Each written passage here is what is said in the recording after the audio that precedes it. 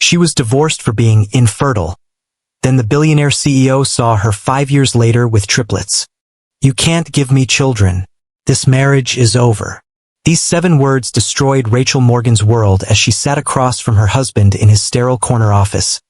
The divorce papers already prepared. The medical report declaring her infertile spread between them like evidence of a crime. "David, please," she whispered, her hands trembling as she reached for him. "The doctors said there might be other options. We could try IVF again, we could adopt. My family needs an heir. A real heir." David Sterling pulled his hand away, his gray eyes cold as the steel empire he'd inherited. "Not adopted. Not maybe. The Sterling legacy requires blood. I'm your wife. Doesn't 5 years of marriage mean anything? It means I wasted 5 years on a barren woman when I could have been building my legacy with someone who could actually give me children." The word barren hit her like a physical blow. Outside his office window, Times Square billboards flashed news of Sterling Industries' latest acquisition. The man who'd promised to love her in sickness and in health was destroying her with the same ruthless efficiency he used to demolish failing companies. "Sign the papers, Rachel. Take the settlement. Start over." She picked up the pen with numb fingers. "What will you tell people? That we grew apart. That you wanted to focus on your art. No one needs to know about your condition." As she signed her name, ending 5 years of marriage with a few strokes of ink, she made herself a promise. She would disappear. She would heal. And she would never let anyone make her feel worthless again. What she didn't know was that 5 years later, fate would bring them face to face again, with 3 little faces that would shatter every truth David Sterling thought he knew. Before you judge her story, make sure to like and subscribe, because what happens next might change how you see love, loss, and the miracles that happen when we least expect them.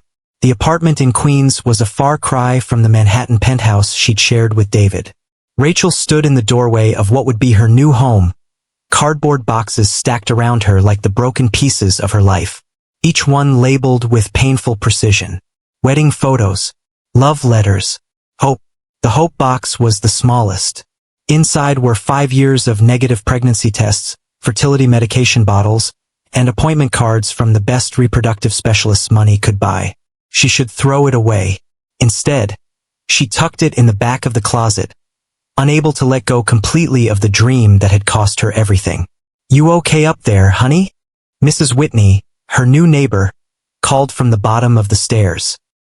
The elderly woman had helped her carry the lighter boxes, chattering about the neighborhood, the good subway connections, the quiet streets perfect for starting over. "I'm fine, thank you," Rachel called back, though fine was the last thing she was. She unpacked mechanically. Kitchen items in the small galley kitchen. Clothes in the single bedroom closet. Her art supplies in the corner that would serve as her studio. With each item she placed, she felt herself becoming smaller, compressed from the expansive life of a billionaire's wife to this compact existence of a divorced woman with a medical label that felt like a scarlet letter. That night, she sat on the floor eating Chinese takeout straight from the container, her phone silent beside her. David hadn't called. Her former friends, the wives of his business associates, had already unfriended her on social media. 5 years of relationships evaporated the moment the Sterling name no longer protected her. She picked up her phone and scrolled through the news. Sterling Industries announces record profits. David Sterling named CEO of the year. In every photo he looked powerful, successful, unaffected, as if erasing her from his life had been as simple as signing those papers. Rachel pressed her hand to her empty belly. The doctors had been definitive. Premature ovarian failure.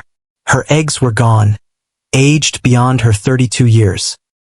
The IVF cycles had failed not because of technique or timing, but because her body had betrayed her at the cellular level. "Barren," she whispered to the empty room, tasting the word David had used.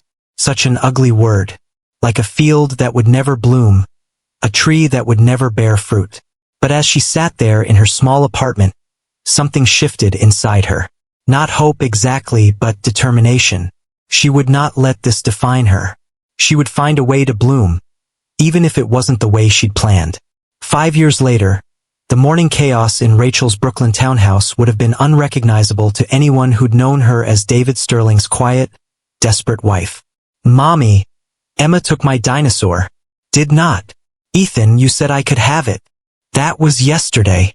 Rachel emerged from the kitchen, her hair in a messy bun, paint stains on her oversized t-shirt, carrying 3 lunch boxes like a juggling act. "Emma, give your brother back his dinosaur." "Ethan, share with your sister."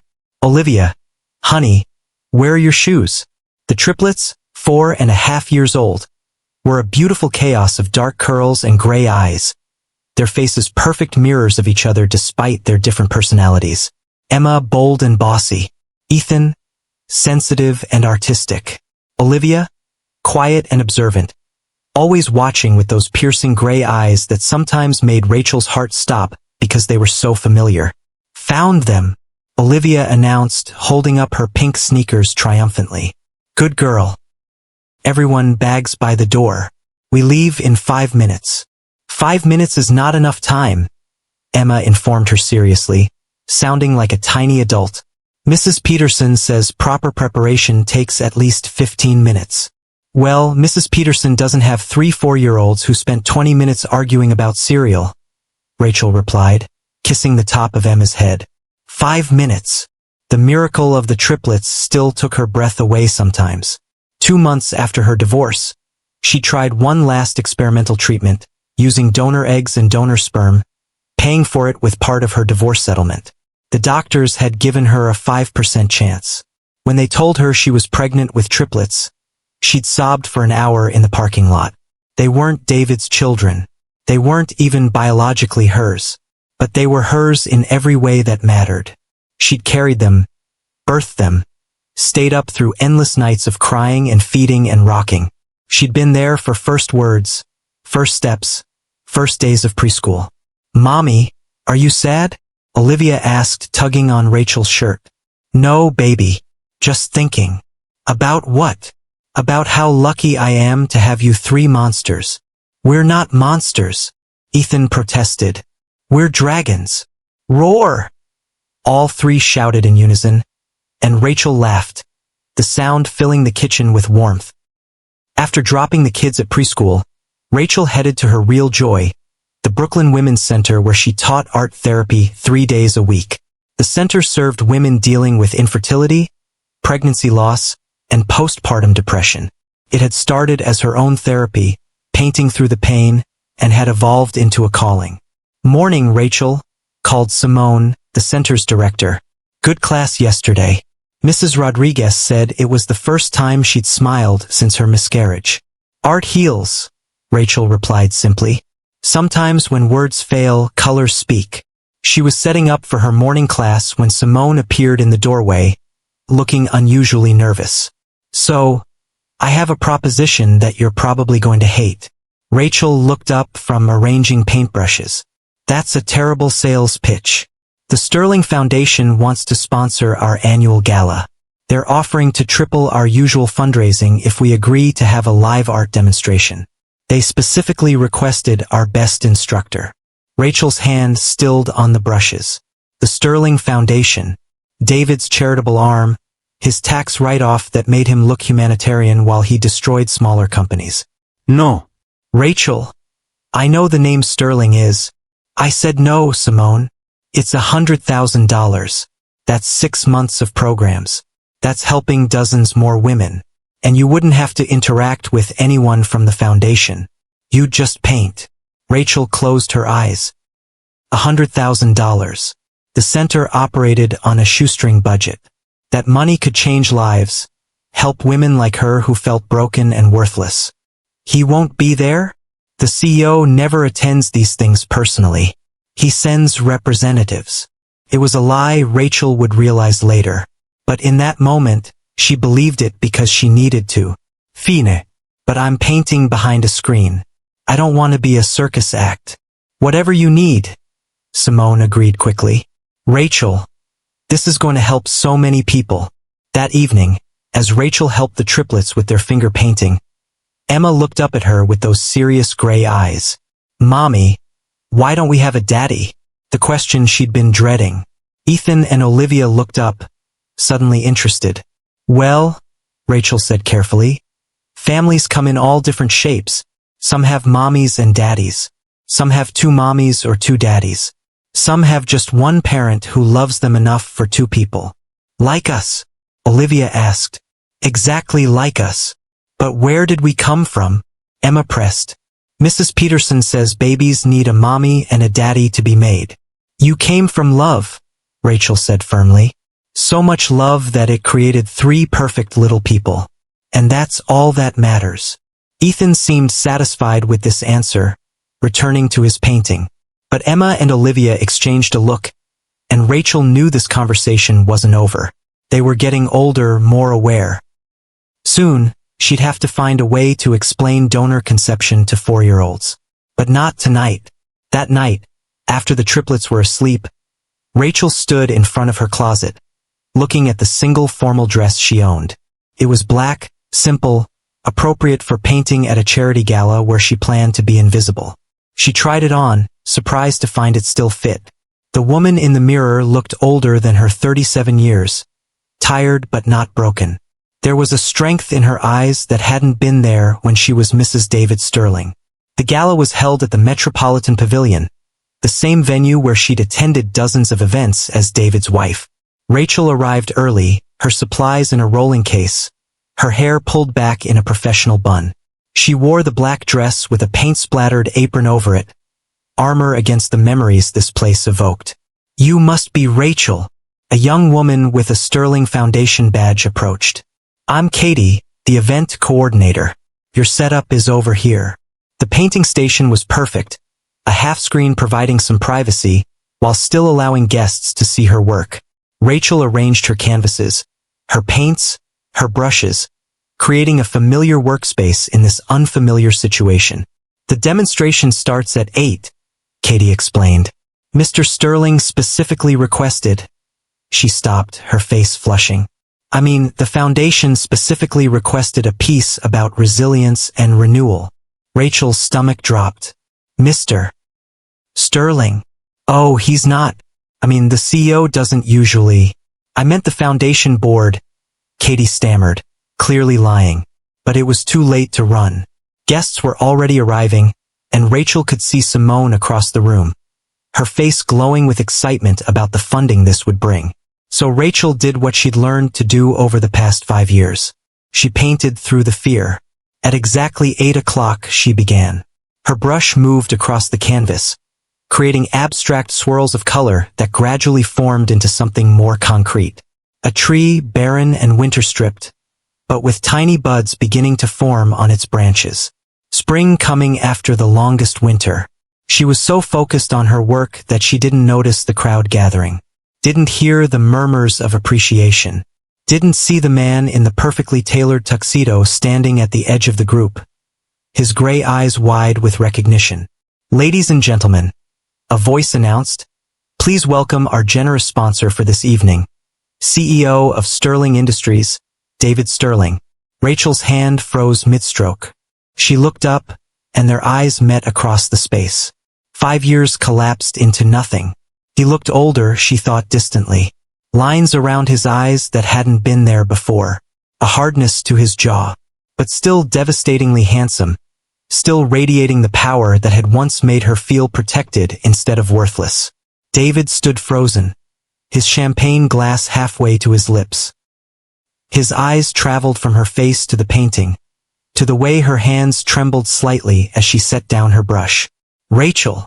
The word carried across the silent space, a question and a statement and something that might have been regret. She straightened, lifting her chin. Mr. Sterling, thank you for your generous donation to the center. Professional, distant, as if he hadn't once known every inch of her body, hadn't made promises in the dark that he'd broken in the harsh light of medical reports. I didn't know you were, that you painted professionally now. There's a lot you don't know about me. The crowd sensed tension, beginning to disperse awkwardly. But David stepped closer, drawn by something he couldn't name. Your work is beautiful. The tree, it's about survival. Rachel cut him off. About things that were declared dead, proving everyone wrong. He flinched. Rachel, if you'll excuse me, I need to finish this piece. The center is depending on your donation. She turned back to her canvas, her hand steady now with determination. But she could feel him still standing there, watching her paint. Could feel the weight of his gaze as she added more buds to the barren branches. As she painted light breaking through storm clouds. As she created beauty from devastation. Would you face the one who broke you? Tell us in the comments below what you would do in Rachel's place. The painting was nearly complete when Rachel heard a commotion near the entrance. Her heart stopped as she recognized the voice. Excuse me, miss. I'm looking for Rachel Morgan. She's painting here tonight. It was Mrs. Whitney, her neighbor, and with her. No. No. 3 small figures in their best clothes, the ones Rachel had laid out for tomorrow's school picture day. Emma in her purple dress, Ethan in his dinosaur tie, Olivia in her pink cardigan. Mrs. Whitney was herding them through the crowd, looking frazzled. I'm so sorry, she said, reaching Rachel. There was an emergency with my daughter. She's at the hospital, and I didn't know what else to do. I tried calling, but it's okay. Rachel managed, her voice strangled. I understand. Go to your daughter. But it was too late. The triplets had spotted her, running toward her with delighted cries of, Mommy! The entire room turned to stare as 3 identical 4-year-olds attached themselves to Rachel's legs. Emma, always the leader, looked around with interest. Mommy, this place is fancy. Are you painting for rich people? Look at all the lights. Ethan added, spinning in a circle. Olivia, as always, was observant. Her gray eyes found David still standing nearby, and she tilted her head. Mommy, that man looks like us. The silence that followed was deafening.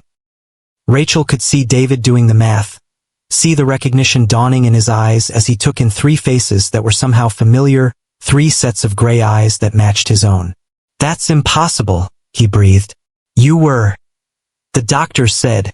Mommy, who's that man? Emma demanded, never one to be ignored. Rachel's mind raced. She could lie. She could leave. She could do 100 things.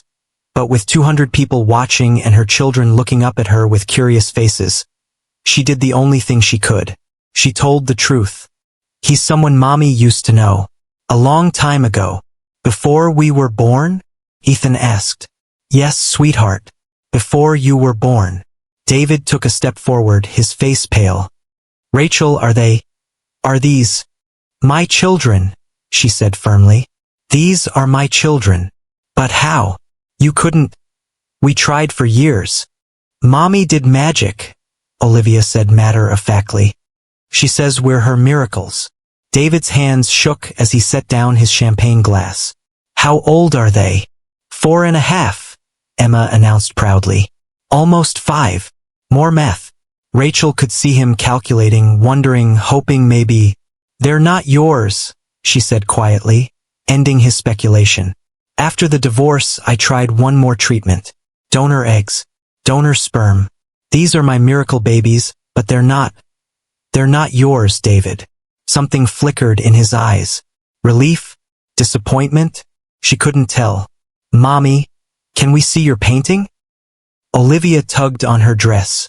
Of course, baby. The triplets gathered around the canvas, immediately launching into commentary. Emma declared the tree needed more pink. Ethan thought it should have a dinosaur.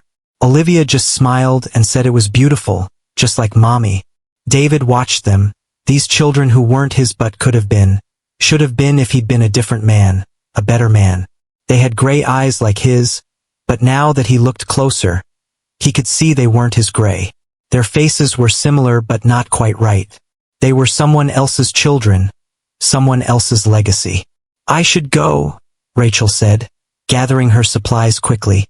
Kids, help Mommy pack up. But we just got here, Emma protested. It's past bedtime. Rachel, wait, David said, reaching for her arm. She pulled away. The painting is done. The center will send you the finished piece after it's varnished. Thank you for your donation, Mr. Sterling. But as she hurried her children toward the exit, Olivia looked back at David with those penetrating gray eyes. You made Mommy sad, she said simply. I can tell. She has her sad face.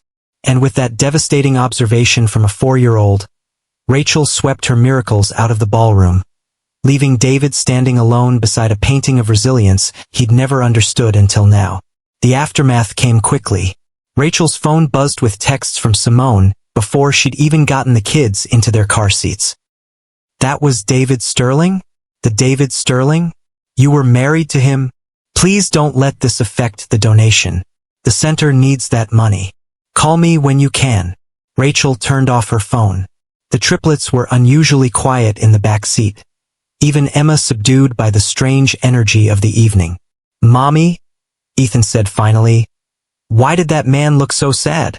Sometimes adults are sad about choices they made, Rachel replied carefully. Bad choices. Complicated choices.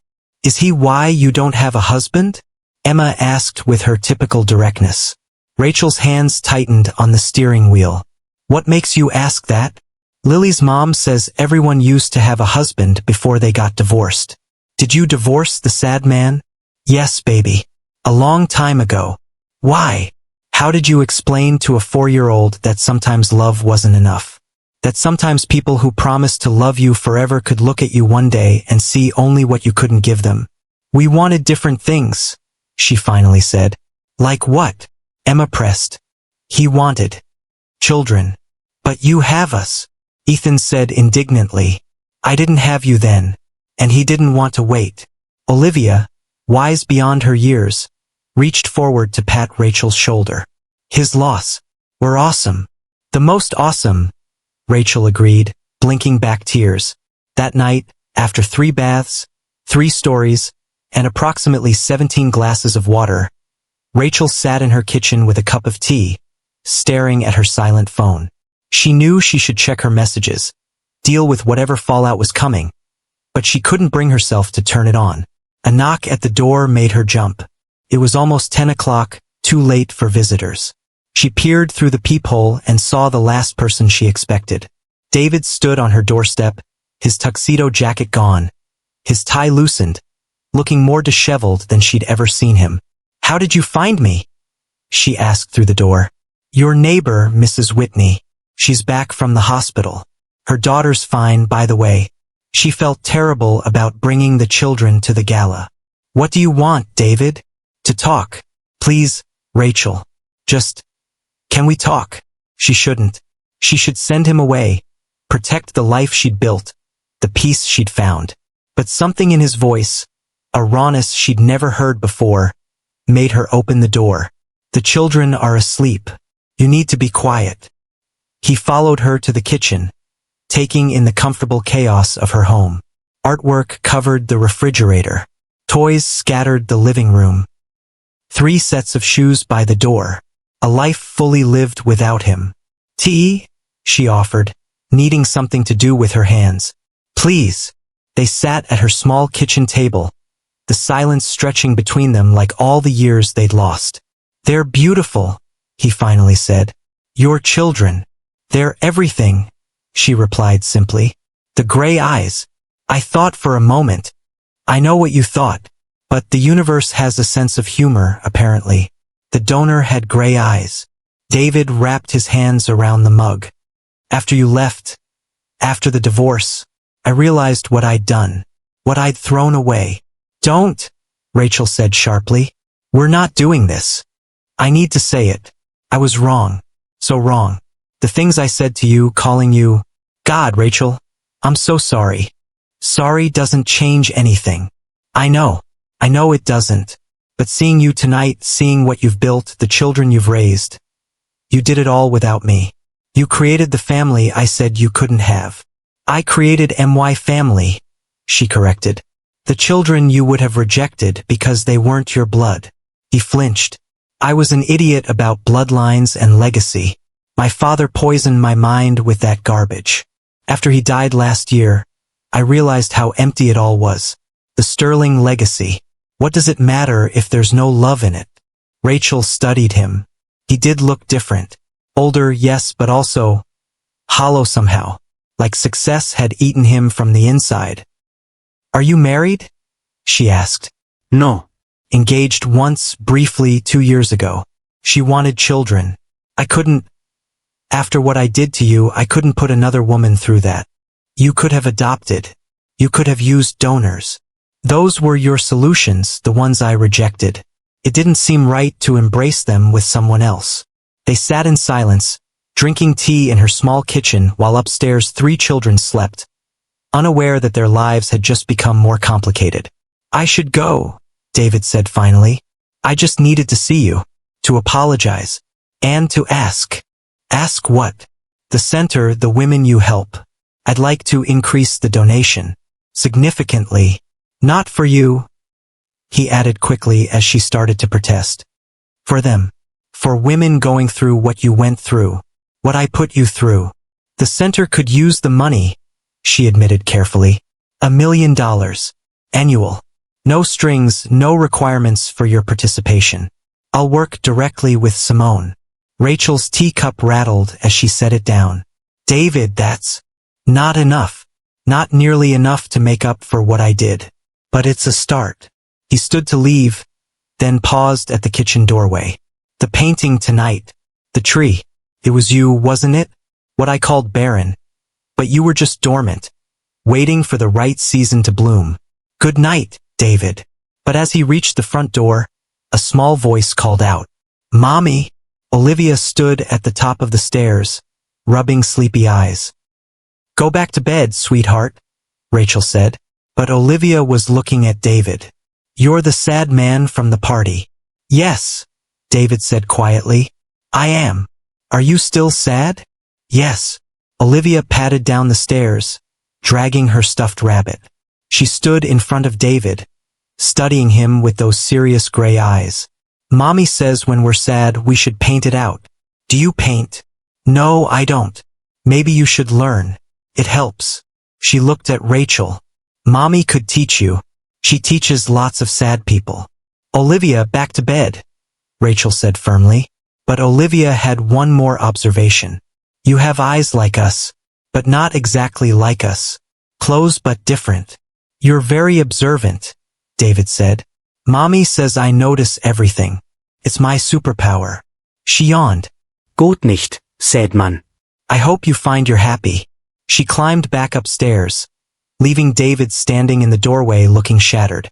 "She's extraordinary," he whispered. "They all are. You did that. You made them extraordinary."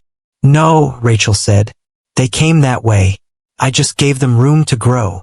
David left then, walking out into the Brooklyn night, and Rachel locked the door behind him. But she knew this wasn't over. The past had a way of reaching into the present, and her carefully constructed life was about to become much more complicated. The next morning brought chaos in multiple forms. First, the triplets woke up with questions. "Is the sad man coming back?" Olivia asked over breakfast. "I don't know," Rachel answered honestly.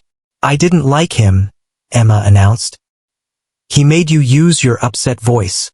"I thought he looked lonely," Ethan said, always the empath. "Like he needed a hug but didn't know how to ask." "Some people don't know how to ask for what they need," Rachel said, spreading peanut butter on toast with perhaps more force than necessary. Her phone, when she finally turned it on, had 47 messages. Most from Simone, increasingly frantic about the donation and what David's appearance meant. Several from numbers she didn't recognize, likely reporters who'd somehow gotten her information. And one from David.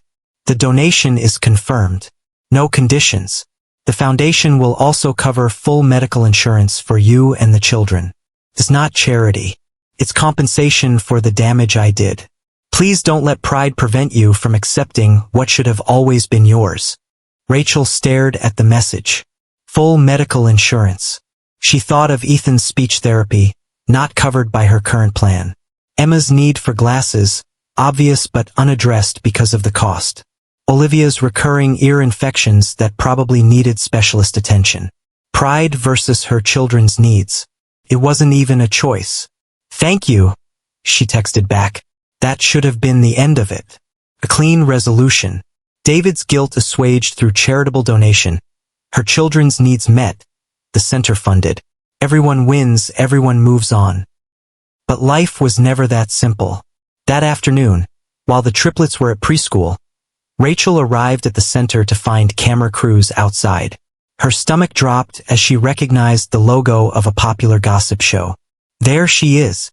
Ms. Morgan, is it true you were married to David Sterling? Did he leave you because of infertility? Are those his children? Rachel pushed through them, Simone meeting her at the door and pulling her inside. I'm so sorry, Simone said immediately. Someone leaked the story.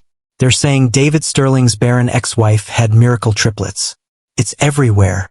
Rachel sank into a chair in Simone's office. The word followed her even now. Barren. Like a brand she could never escape. The board is thrilled about the donation, Simone continued carefully. But they're concerned about the media attention. Some members think we should distance ourselves from the personal drama. You want me to leave? No. God, no. But maybe take a few days? Let this blow over. Rachel nodded numbly. She understood. The center helped women dealing with fertility issues. They didn't need their instructor becoming a tabloid sensation. Her phone rang. The preschool. Ms. Morgan? There are photographers outside trying to take pictures through the fence. We've called the police, but you might want to pick up the children early. Rachel's protective instincts flared. I'll be right there. She called an Uber, not trusting herself to drive. As they pulled up to the preschool, she saw the crowd of photographers, the police trying to maintain order. Back in trance, she told the driver. She slipped in through the playground gate, finding her three in the director's office. Emma looking indignant, Ethan tearful, Olivia watchful. Mommy! Ethan ran to her. There are scary people with cameras. I know, baby. We're going home now. I told them they were being inappropriate, Emma announced. That's what Mrs. Peterson says when people are rude. You did good, sweetheart. The director, Mrs. Patterson, looked apologetic. We can escort you to your car. We don't have a car, Olivia said matter-of-factly. We take the subway. Mrs. Patterson's expression shifted to concern. With the photographers. Rachel's phone buzzed. A text from an unknown number. Black SUV in the back alley. Driver's name is Thomas. He'll take you home safely. She shouldn't accept help from David. But with her children frightened and photographers circling like vultures, pride took a back seat to safety. The SUV was indeed waiting. A professional driver who simply nodded and opened the door. The windows were tinted, hiding them from view as they pulled away. This car is fancy, Emma exclaimed, immediately distracted from the drama. Look, there's water. Ethan had discovered the built-in refreshment center. Olivia, as always, was thinking. The sad man sent this car, didn't he? How did you know that? It feels like him, careful and far away at the same time. 4 years old and already reading people like books. Rachel both treasured and worried about Olivia's intuitive nature. At home, she found another surprise. A security guard stationed at their building entrance. Ms. Morgan? Mr. Sterling hired private security for the next few days. Just until the media attention dies down. She wanted to refuse, to handle this herself as she'd handled everything else. But Emma was asking why the people with cameras wanted their picture, and Ethan was still clutching her hand too tightly, and Olivia was watching everything with those two wise eyes. Thank you, she told the guard. Inside, she let the triplets watch an extra episode of their favorite show, while she tried to figure out how her carefully constructed life had imploded so quickly. Her phone rang. David. Don't hang up, he said immediately. I know you must be angry. Angry doesn't begin to cover it. I didn't leak the story. I'm trying to find out who did. My lawyers are working on cease and desist orders for the media outlets. It's too late. They were at my children's school, David. At their preschool. I know. I'm sorry. I'm so sorry. That's why I arranged the security and the driver. They'll be available as long as you need them. I can't hide forever. No, but you can wait until my team gets this under control. Rachel, I never meant for this to happen. You never mean for a lot of things to happen. The silence on the line stretched taut. Let me fix this, he said finally. Please. Some things can't be fixed, David. They can only be endured. She hung up, then immediately felt petty. He was trying to help. But she'd spent 5 years not needing his help, not needing anyone's help, and having to accept it now felt like defeat. Mommy! Olivia appeared in the doorway. Are you crying? Rachel touched her face, surprised to find it wet. Just a little. Is it because of the sad man? It's complicated, baby. Olivia climbed into her lap. He wants to help. I can tell. But he doesn't know how. What makes you say that?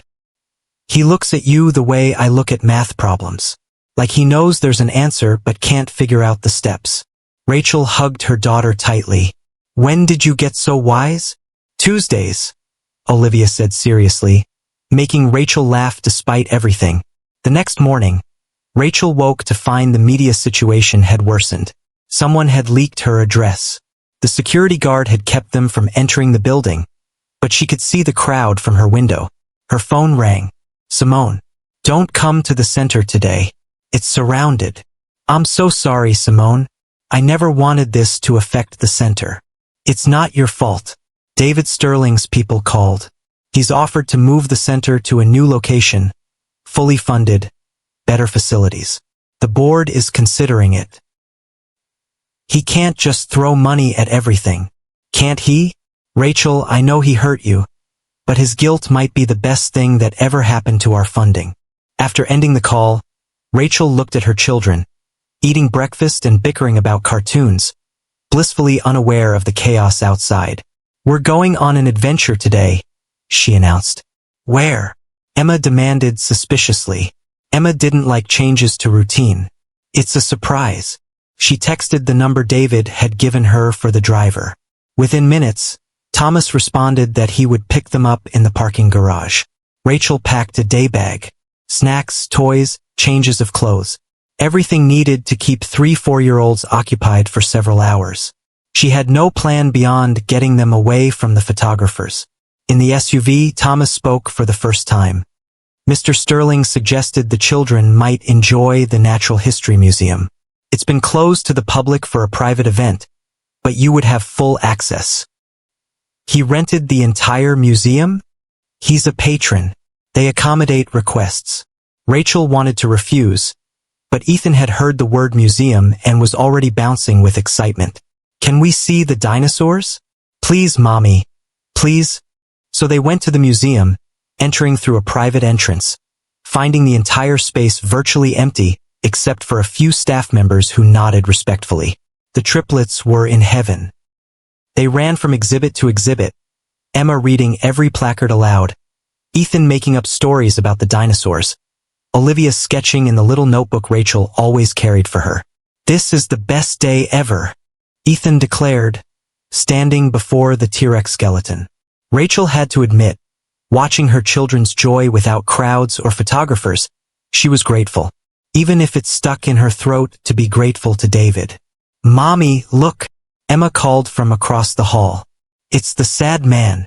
Rachel's heart sank as David approached, dressed casually in jeans and a sweater, looking uncertain. I'm sorry, he said immediately. I wanted to make sure you were okay. I can leave. You rented the museum, Rachel said flatly. I wanted them to have a normal day, away from the cameras. This isn't normal. Normal people don't rent museums. No, but normal children should be able to enjoy a museum without being harassed because of choices their parents made. Before Rachel could respond, Ethan had run over.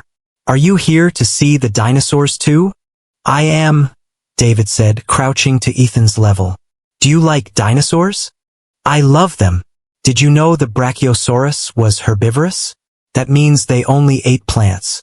Like vegetarians. I didn't know that. You're very smart. Mommy reads to us a lot. She says books make our brains grow.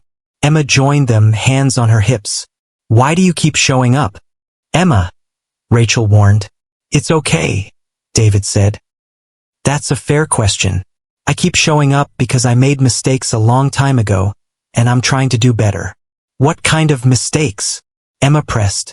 The kind where I hurt someone I cared about because I was selfish. That's not very nice, Ethan observed. No, it wasn't. Did you say sorry? Olivia asked, appearing beside her siblings. I did. But sometimes sorry isn't enough. Mommy says when sorry isn't enough, we have to show we mean it with actions, Olivia said. Your mommy is very wise. The wisest, Ethan agreed. She knows everything. Even algebra. David's lips twitched. Algebra is very impressive. Do you know algebra? Emma challenged. Ido. Can you teach me? Mommy's too busy sometimes. Rachel felt a pang. Emma had been asking about math tutoring, but the cost. Emma. Mr. Sterling has his own work. I could help, David offered carefully. If you're comfortable with that. I was actually quite good at math. Were you good at being a husband? Emma asked bluntly. Emma. Rachel was mortified. What? He was married to you, right? I want to know if he was good at it. David met Emma's challenging stare. No. I was terrible at it. The worst. Then why should we trust you to teach me math? Because I'm much better at math than I was at being a husband. Emma considered this. Okay, but if you're bad at teaching, I'm firing you. Fair enough. Rachel watched this exchange with a mixture of amazement and concern. Her children were adapting to David's presence far too easily, especially Ethan, who had already grabbed David's hand to drag him to the next exhibit. Come see the butterflies. They have a whole room. The butterfly conservatory was warm and humid, filled with tropical plants and hundreds of butterflies. The triplets were enchanted, standing still as butterflies landed on them. Mommy, look, Olivia whispered as a blue morpho landed on her hand. Rachel reached for her phone to take a picture, realizing with a start that David was already photographing the moment. He caught her looking and showed her the photo. It was perfect, capturing Olivia's wonder. The butterfly's iridescent wings, the magical quality of the light. I'll send it to you, he offered. Thank you. They stood side by side, watching her children chase butterflies with gentle movements, trying not to scare them. They're miraculous, David said softly. They are. You did this. You created this family, this joy. After everything I said, everything I did, you still created this. Not to spite you, David. For myself. Because I had love to give even if you didn't want it. He flinched. I was so wrong. About everything. My father filled my head with nonsense about legacy and bloodlines, and I let it poison us. After he died, I found his journals. Do you know what his great regret was? That he'd pushed away everyone who loved him for the sake of the Sterling name. He died alone in that huge house, surrounded by his legacy, and none of it mattered. Is that why you're doing this? Guilt about your father? No. I'm doing this because seeing you that night at the gala, seeing what you've become, who you've become, I realized I threw away the only real thing I ever had. And seeing them, he gestured to the triplets. Seeing what you created from the ashes of what I burned down, I just want to help. However you'll let me. A butterfly landed on his shoulder, and Ethan gasped with delight. It likes you. Butterflies only land on good people. Mommy told us. I said they land on gentle people, Rachel corrected. Can you be gentle? Ethan asked David seriously. I'm learning, David replied. The afternoon continued peacefully, the strange quartet moving through the museum. David kept a respectful distance from Rachel but engaged with the children when they initiated. By the time they reached the planetarium, even suspicious Emma had warmed to him, peppering him with questions about space. Is it true that black holes eat light? She asked. Not exactly eat, David explained. They have such strong gravity that even light can't escape. Like sadness, Olivia said unexpectedly. Sometimes sadness is so heavy that happy can't escape. David and Rachel both stared at her. Baby, are you sad? Rachel asked, concerned. Not me. Him. Olivia pointed at David. He has black hole sadness. David looked stricken. Rachel gathered Olivia close. Sometimes people carry sadness, she said carefully. But it doesn't have to be forever. How do you fix it? Olivia asked. Time, kindness, forgiveness. Can we help fix his sadness? Rachel met David's eyes over her daughter's head. That's not our job, sweetheart. But we're good at helping, Ethan protested. We help you when you're sad. When is mommy sad? David asked quietly. Sometimes at night, Emma said. She thinks we don't know, but we do. Rachel felt exposed, her private moments of grief laid bare. Everyone gets sad sometimes, she said firmly. It's normal. But you get sad a lot, Olivia said. Ever since the man at the party made you cry. I didn't, David started. You did, Emma interrupted. We saw. You made mommy cry, and we don't like people who make mommy cry. The three of them stood together, a united front protecting their mother. Rachel's heart swelled with love for these fierce little warriors. You're right, David said to them. I did make her cry. Years ago, I made her cry even more, and I'm sorry for that. Sorry doesn't fix crying, Ethan said solemnly. No, it doesn't. But I'm trying to do better. Emma studied him with her penetrating gaze. Are you why mommy doesn't date? Mrs. Whitney says mommy should date, but she never does. Emma. Rachel was mortified. That's not appropriate. But it's true. You're pretty and smart and funny, but you never have a boyfriend. David looked like he'd been punched. I didn't know that. Why would you?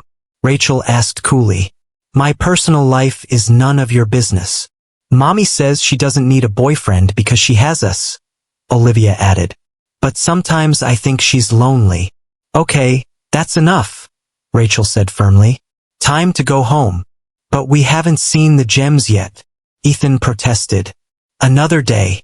As she herded them toward the exit, David called after her. Rachel, wait. She paused but didn't turn. There's a service entrance in the back. Thomas is waiting there. The photographers don't know about it. She nodded once and continued walking, her children chattering about their favorite exhibits, unaware of the emotional minefield they just navigated. That evening, after the triplets were asleep, Rachel sat on her fire escape with a cup of tea, looking out over Brooklyn. The photographers had finally dispersed, discouraged by the security and the lack of drama. Her phone buzzed with a text from David. I'm sorry about today.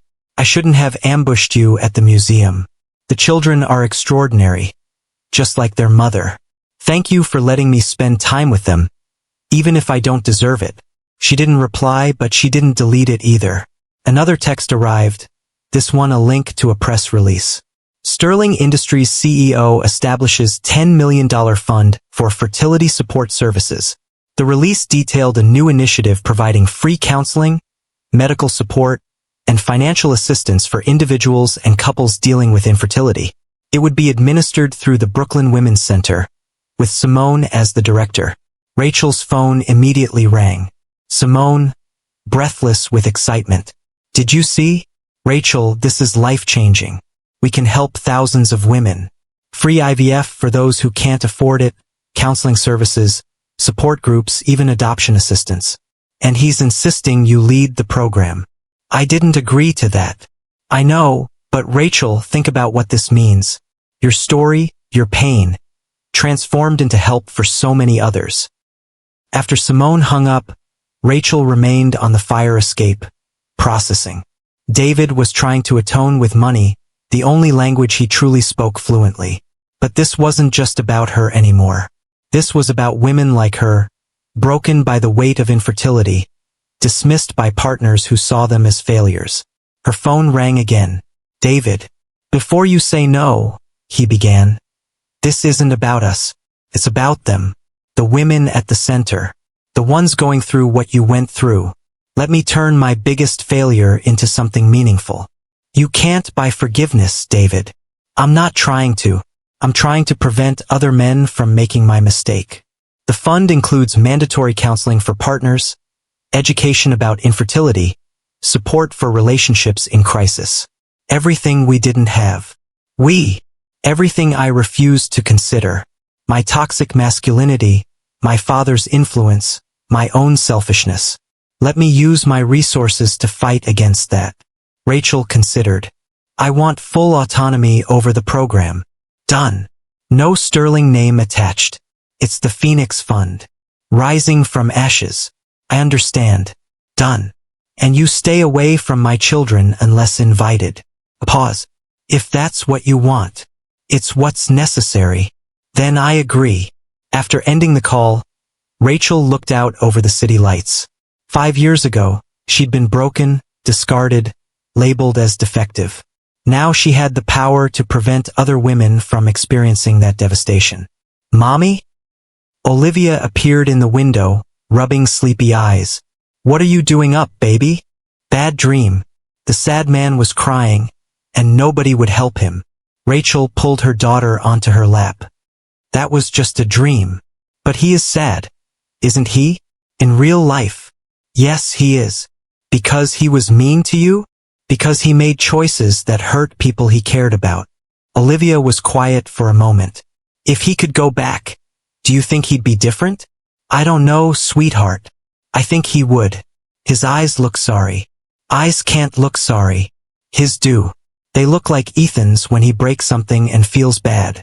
4 years old and already understanding remorse better than most adults. We should help him, Olivia decided. Why? Because that's what we do. We help sad people. You help sad ladies at the center. We could help one sad man. It's not that simple, baby. Why not? How to explain to a 4-year-old that some wounds were too deep, some betrayals too fundamental to simply forgive and forget. Because sometimes helping someone means keeping distance. Being kind but not close. Olivia considered this. Like Tommy's dog that bites? Something like that. But Tommy's dog learned not to bite. Now they're best friends. People aren't dogs, Liv. I know. Dogs are easier. Rachel laughed despite herself, hugging her daughter close. Come on. Let's get you back to bed. As she tucked Olivia in, her daughter had one more observation. Mommy? I think the sad man loves you. What makes you say that? The way he looks at you. Like you're his favorite painting but in a museum where he can't touch. When did you learn about museums not touching? Today. Emma told me. But that's how he looks at you. Like he wants to touch but knows he can't. Rachel kissed her forehead. Go to sleep, my wise little owl. But Olivia's words stayed with her. Was that what David's expression meant? Not just guilt or regret, but love? The possibility was more disturbing than comforting. The next few days passed in relative calm. The media attention died down, redirected by some celebrity scandal. The security guard was no longer necessary, though Thomas remained on call for transportation. Rachel returned to the center to find it transformed.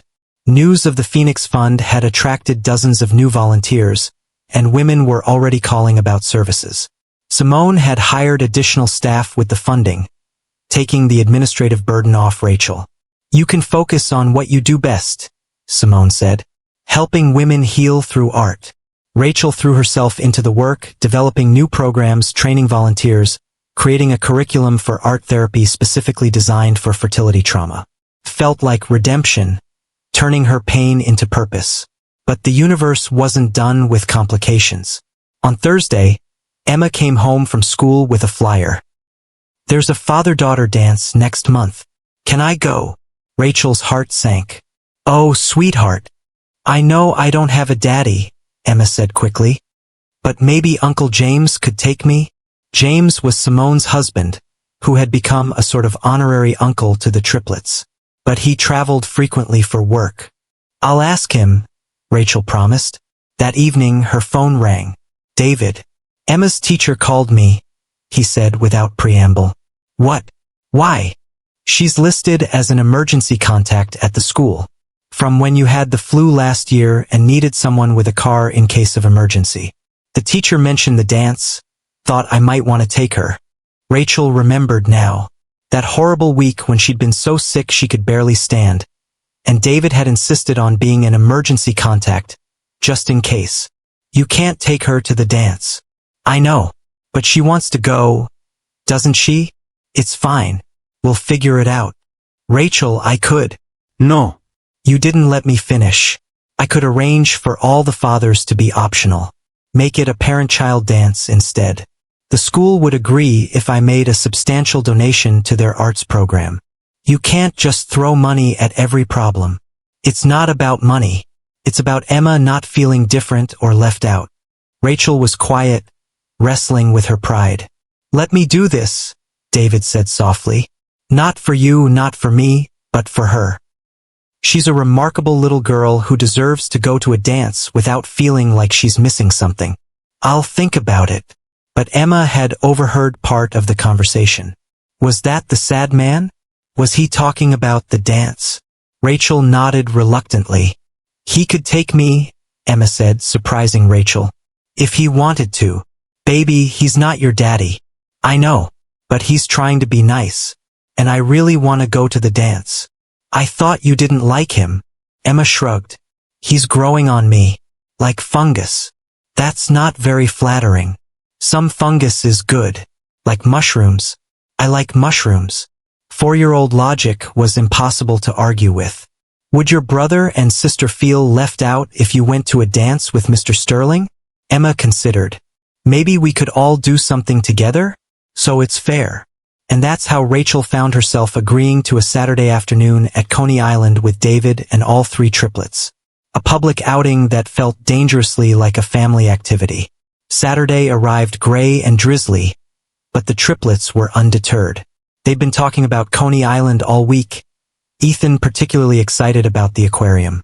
David arrived precisely at noon, dressed down in jeans and a rain jacket, looking more approachable than she'd ever seen him.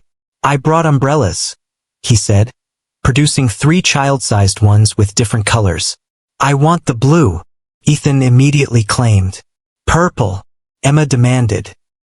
Green, please, Olivia said politely. They took the subway, David insisting it was part of the authentic experience, though Rachel suspected he'd never ridden it before. He held Ethan's hand on the platform, making sure he stayed back from the edge, while Rachel managed the girls. To any observer, they looked like a typical family on a weekend outing. The thought made Rachel uncomfortable. At Coney Island, the rain had stopped, leaving everything fresh and gleaming. The crowds were lighter due to the weather, which meant shorter lines for rides. Can we ride the cyclone? Emma asked, pointing to the wooden roller coaster. You're too small, Rachel said. But I'm very mature for my age. David laughed.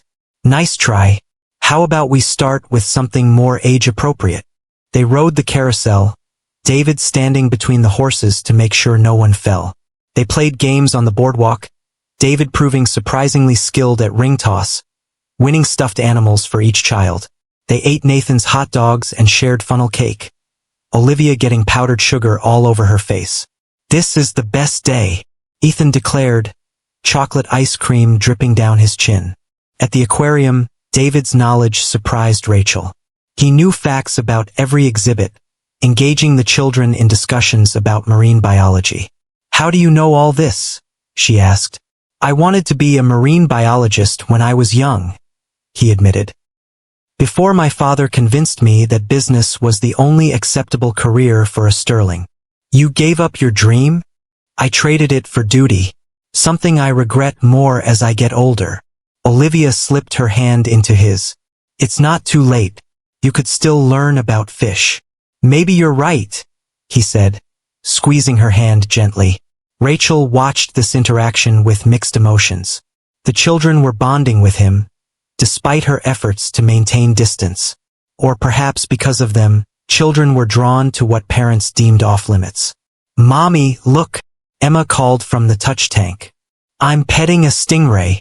Rachel joined her, helping her reach into the shallow water. David appeared on Emma's other side, and for a moment they stood together, their hands in the water, teaching Emma how to gently touch the smooth creature. This is nice, Emma said suddenly.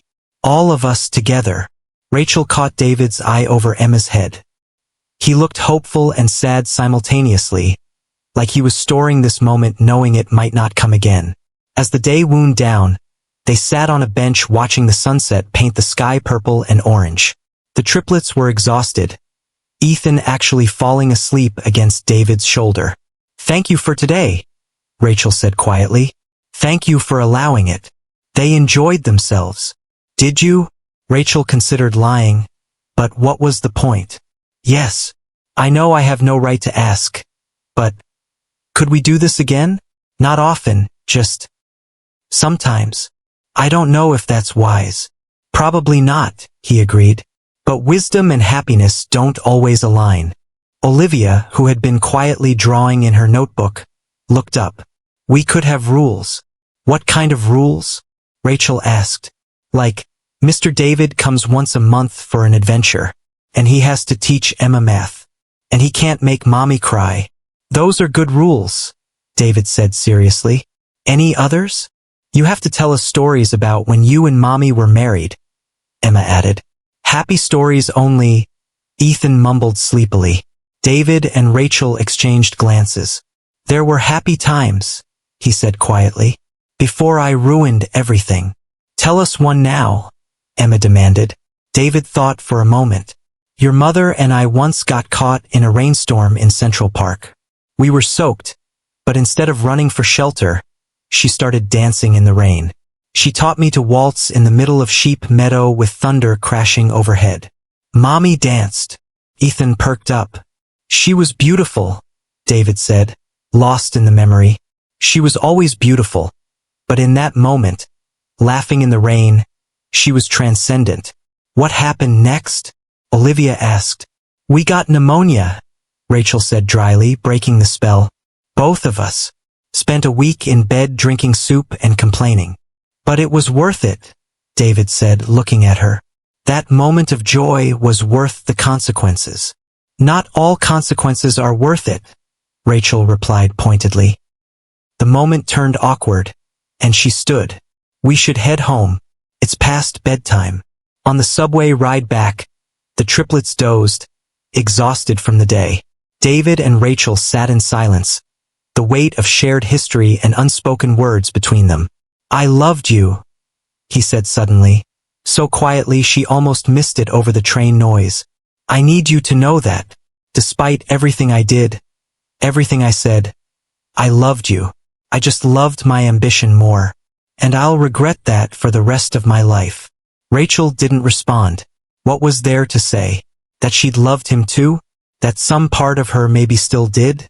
That watching him with her children today had awakened something she'd buried 5 years ago? None of it mattered. Love wasn't enough then, and it wasn't enough now. Some bridges, once burned, couldn't be rebuilt. They could only be mourned. The father-daughter dance arrived faster than expected. True to his word, David had somehow convinced the school to make it a parent-child event, removing the father requirement. But Emma still wanted him to take her. "Please, Mommy," she begged. "He bought me a special dress and everything." Rachel looked at the dress David had sent over. Purple, Emma's favorite color, with layers of tulle that made it perfect for twirling. It was beautiful without being ostentatious, exactly what Emma would have chosen herself. "How did he know what you'd like?" "I drew him a picture of my dream dress. He had someone make it real." Of course he did. Money could make any dream real, except the ones that really mattered. "All right," Rachel conceded. "But I'm coming too with Ethan and Olivia. We'll have our own party in the cafeteria while you're at the dance." Emma hugged her tightly. "You're the best mommy ever." The night of the dance, David arrived in a suit with a purple tie to match Emma's dress. He'd brought corsages for all 3 girls, purple for Emma, blue for Olivia, and even one for Rachel in soft pink. "You didn't have to," Rachel began. "I wanted to," he said simply. "Every beautiful lady deserves flowers for a dance." Emma preened in her dress, doing twirls to show off the skirt. "Do I look like a princess?" "Better," David said. "You look like a queen." "Queens are better than princesses," Emma agreed. "They have more power." At the school, other parents did double takes seeing David Sterling at a public school event. But he ignored the stares, focused entirely on Emma, who was dragging him toward the gymnasium. Rachel set up in the cafeteria with Ethan and Olivia, having brought art supplies and snacks. but she could see into the gym through the open doors, could watch David dancing with Emma, lifting her up so she could spin, letting her stand on his feet for the slow songs. "He's a good dancer," Olivia observed, following her gaze. "Yes, he is. Did he dance with you like that?" "Sometimes. Do you miss it?" Rachel considered lying, but Olivia would know. "Sometimes. Maybe you could dance again. Not like married dancing, but friend dancing." "We're not friends, baby." "You could be. I'm friends with Lucy now, and she used to put gum in my hair." "That's different." "Why?" "Because Lucy didn't promise to love you forever and then leave when things got hard." Olivia absorbed this. "But he came back. Only because he saw you three. If I'd never had you, he'd have never looked for me again. But you did have us. And he did come back. Maybe that's what matters." 4-year-old wisdom was particularly painful in its simplicity. Ethan, who had been quietly coloring, looked up. "I wish he was our daddy." Rachel's heart clenched. "Why, baby?" "Because he's nice to us. And he makes Emma laugh. And he knows about dinosaurs. And he looks at you like you're special. You don't need a daddy to be special." "I know. But it would be nice to have one. Tommy has 2 daddies, and they both come to school stuff." Before Rachel could respond, Emma came running over, David following at a more sedate pace. "Mommy, they're playing a family dance. Everyone can join. Come on." She grabbed Rachel's hand, pulling her toward the gym. David caught Ethan and Olivia's hands, and suddenly they were all on the dance floor, the triplets bouncing more than dancing, laughing as David spun them one by one. Then the music slowed, and couples around them moved together. The triplets, tired from spinning, wandered to the refreshment table. Rachel stood awkwardly, about to leave the floor when David extended his hand. "One dance." She shouldn't. It would give the wrong impression, create false hope. But his eyes were so earnest, and her traitorous heart remembered how perfectly they'd fit together. She took his hand. He pulled her close but not too close, maintaining appropriate distance. They swayed to the music, muscle memory taking over. "Thank you," he said softly, "for letting me take Emma tonight, for giving me these moments with them. They're good kids. They deserve happiness. They deserve a father. They deserve a father who stays," Rachel corrected. "Not one who appears when it's convenient. I would stay, if you'd let me." "As what? Their uncle? Their mother's friend?" "You can't be their father, David. That role requires consistency, reliability, unconditional love." "I could learn." "Could you? Could you really put them first? When Sterling Industries needs you. When board meetings conflict with school plays. When quarterly reports are due during birthday parties." He was quiet, and she knew she'd hit the mark. "That's what I thought," she said, starting to pull away, but his hand tightened on hers. "I'm selling the company." Rachel stopped moving. "What?" "I've been in talks with a Japanese firm. They want Sterling Industries. I'm ready to let it go."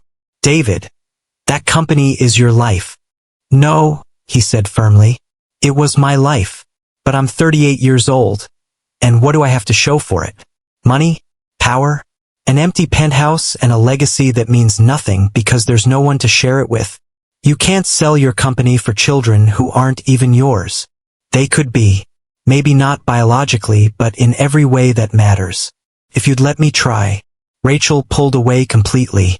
"Stop. Just stop. You can't just decide to upend everyone's lives because you've had some epiphany. It's not an epiphany. It's been building since that night at the gala. Seeing you, seeing what you created, seeing what I threw away. I've been in therapy, Rachel. Dealing with my father's influence, my own toxicity. I'm trying to become someone worthy of being in their lives. In your life. Therapy doesn't erase the past. No, but it helps me understand it. And understanding it helps me avoid repeating it." The song ended, and Rachel stepped back. "The children are getting tired. We should go." But as she gathered the triplets, Emma clung to David's hand. "This was the best night ever. Can we do it again?" "That's up to your mother," David said carefully. 3 sets of eyes turned to Rachel, hopeful and pleading.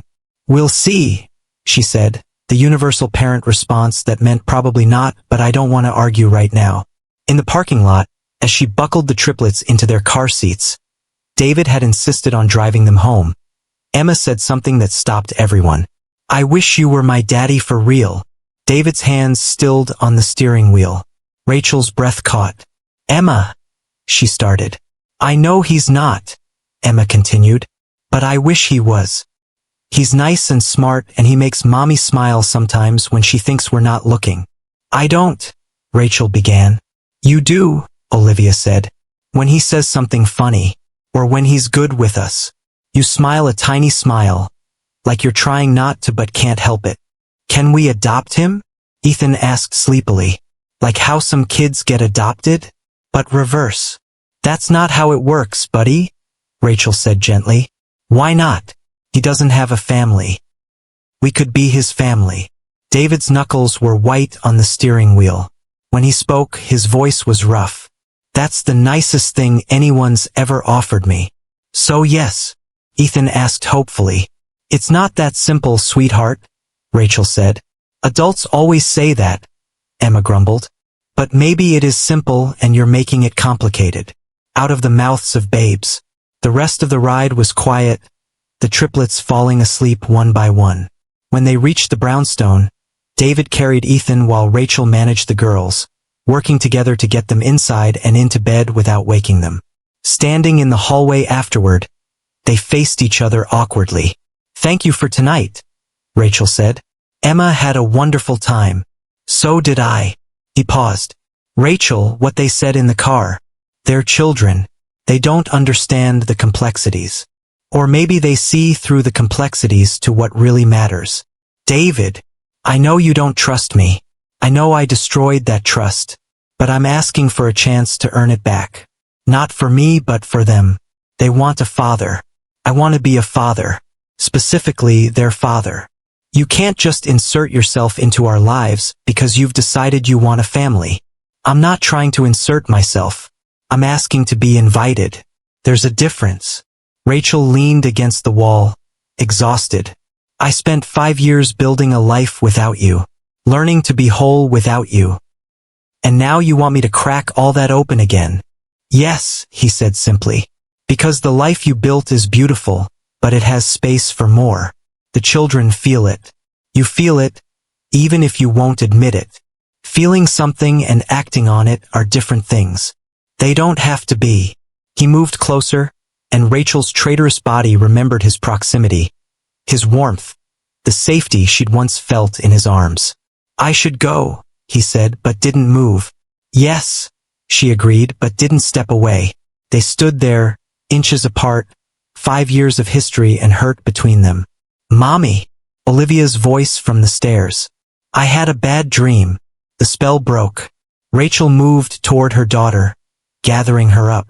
"I'll see myself out," David said quietly. "Good night, Olivia. Sweet dreams." "Good night, Mr. David," Olivia said sleepily. "Thank you for making Emma happy." After he left, Olivia snuggled into Rachel's bed. "Mommy, why don't you let Mr. David love us?